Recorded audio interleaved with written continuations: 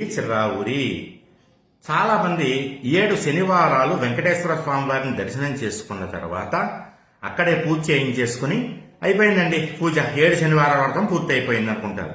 యథార్థానికి 7 శనివారాలు వెంకన్న బాబుని దర్శనం చేసుకున్నాక తర్వాత వచ్చేటటువంటి ఏదో ఒక శనివారం నాడు మీరు మీ ఇంట్లో వెంకటేశ్వర స్వామి వారి యొక్క అఖండ దీపం వెలిగించాలంటే 7 వారాలు దర్శనం చేసుకున్నటువంటి పుణ్యాన్ని ఐశ్వర్యాన్ని మీ ఇంట్లో చల్లుకోవాలి.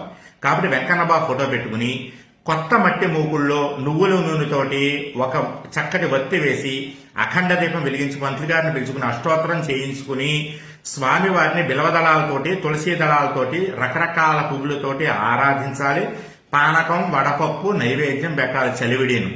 తర్వాత కనీసం 3 ముత్తైదువులకి భోజనం పెట్టుకోవాలి. వాళ్ళకి బట్టలు పెట్టాలి. బట్టలంటే కనీసం రవికిల బట్టలన్నా పెట్టాలి.